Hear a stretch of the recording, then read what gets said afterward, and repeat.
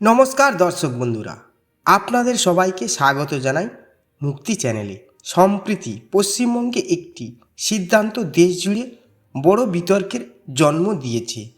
রাজ্য সরকার ঘোষণা করেছে যে কলকাতা পুরো এলাকার বহু সরকারি ও সরকার পোষিত বিদ্যালয় পিএম পোষণ মিড ডে মিল প্রকল্পের রান্না ও পরিবেশনের দায়িত্ব ইসকনকে দেওয়া হবে। সরকার বলছে এর উদ্দেশ্য শিশুদের আরও উন্নত ও পুষ্টিকর খাবার দেওয়া। অন্যদিকে বিরোধী ও সমালোচকদের একাংশ বলছেন এতে খাদ্য অভ্যাস ও ধর্মনিরপেক্ষতার প্রশ্ন উঠছে।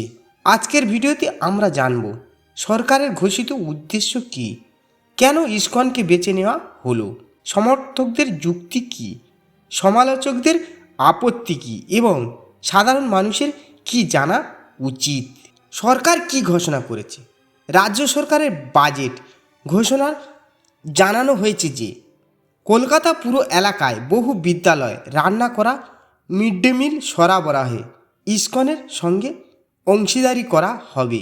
সরকারের বক্তব্য অনুযায়ী এতে আধুনিক কেন্দ্রীয় রান্নাঘরের মাধ্যমে স্বাস্থ্যসম্মত, মানসম্মত ও পুষ্টিকর খাবার সরবরাহ করা সম্ভব হবে। সরকারের ঘোষিত উদ্দেশ্য।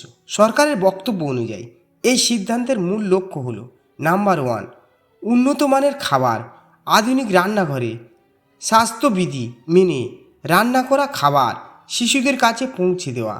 নাম্বার 2, পুষ্টির মান বজায় রাখা, খাবারের পর্যাপ্ত প্রোটিন, ডাল, শাকসবজি ও অন্যান্য পুষ্টিকর উপাদান নিশ্চিত করার চেষ্টা। নাম্বার 3, সময়মতো খাবার পৌঁছে দেওয়া, বড় পরিসরে রান্না ও পরিবহনের মাধ্যমে নিয়মিত খাবার সরবরাহ সহজ করা। নাম্বার 4, দক্ষ ব্যবস্থাপনা। ইসকন বহু বছর ধরে ভারতের বিভিন্ন রাজ্যে বৃহৎ পরিসরে স্কুল মিল প্রকল্প পরিচালনায় অভিজ্ঞতা রয়েছে। সরকার সেই অভিজ্ঞতাকে কাজে লাগাতে চায়। কেন ইসকন? ইসকনের সঙ্গে যুক্ত খাদ্য প্রকল্পগুলি বহু বছর ধরে ভারতের বিভিন্ন রাজ্যে লক্ষ লক্ষ শিক্ষার্থীর জন্য রান্না করা খাবার সরবরাহ করে আসছে। তাদের বড় আকারের কেন্দ্রীয় রান্নাঘর ও লজিস্টিক ব্যবস্থার অভিজ্ঞতাকে সরকার একটি গুরুত্বপূর্ণ কারণ হিসেবে দেখেছে। সমর্থকদের যুক্তি। যারা এই সিদ্ধান্তকে সমর্থন করেছেন তাদের প্রধান বক্তব্য: নাম্বার 1, অভিজ্ঞ সংস্থা। ইসকন দীর্ঘদিন ধরে বৃহৎ পরিসরে রান্না করা খাবার বিতরণ করছে। নাম্বার 2, পরিচ্ছন্ন রান্নাঘর, আধুনিক প্রযুক্তি ব্যবহার করে স্বাস্থ্যসম্মত পরিবেশ রান্না করা সম্ভব। নাম্বার 3, পুষ্টিকর নিরামিষ খাবারও সম্ভব। সমর্থকদের মতে ডাল, সয়াবিন, রাজমা, পনির ইত্যাদির মাধ্যমেও প্রয়োজনীয় প্রোটিন দেওয়া যায়। নাম্বার 4, দাতাদের সহযোগিতা। কিছু প্রতিবেদনে বলা হয়েছে সহকারী অর্থের পাশাপাশি ইসকন এর দাতারা ও অতিরিক্ত ব্যয় বহনে সহায়তা করবে। সমালোচকদের যুক্তি। অন্যদিকে সমালোচকরা কয়েকটি গুরুত্বপূর্ণ প্রশ্ন তুলেছেন। ডিম বাদ দেওয়ার আশঙ্কা। ইসকন নিরামিষ নীতিতে পরিচালিত হওয়ায় মেনু থেকে ডিম বাদ পড়তে পারে বলে উদ্বেগ প্রকাশ করেছে। ইসকন জানিয়েছেন তার বদলে সয়াবিন, রাজমা, পনির, ডাল সহ অন্যান্য নিরামিষ প্রোটিন রাখা হবে। নাম্বার 2, শিশুদের পুষ্টি। অনেক পুষ্টিবিদ মনে করেন ডিম উচ্চমানের প্রোটিনের উৎস। যদিও সোয়া ভালো প্রোটিনের উৎস, তবু দুটির পুষ্টিগুণ একেবারে অভিন্ন নয়। নাম্বার 3, খাদ্য অভ্যাসের স্বাধীনতা। সমালোচকদের দাবি সরকারি স্কুলে এমন খাবার থাকা উচিত যা একবার সামাজিক ও সাংস্কৃতিক খাদ্য অভ্যাসের সঙ্গে সামঞ্জস্যপূর্ণ। নাম্বার 4, ধর্মনিরপেক্ষতার প্রশ্ন। কিছু রাজনৈতিক দল প্রশ্ন তুলেছে সরকারি প্রকল্প পরিচালনায় একটি ধর্মীয় প্রতিষ্ঠানের ভূমিকা নিয়ে সতর্ক থাকা উচিত।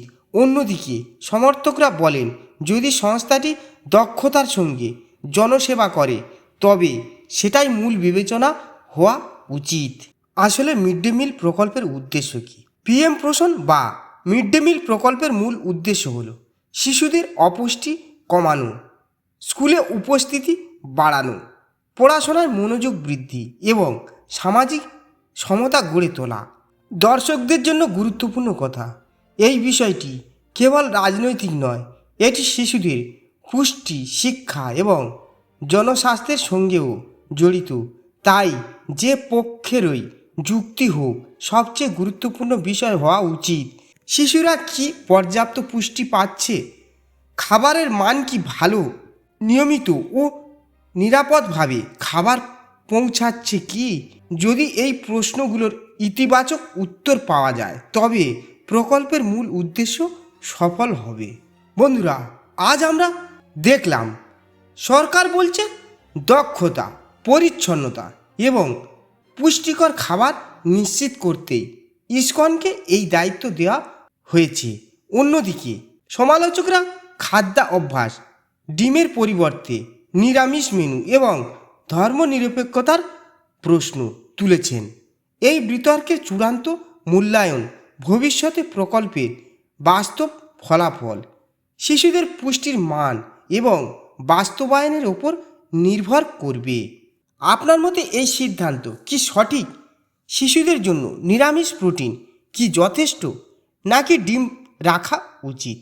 আপনার মতামত কমেন্টে লিখে জানান।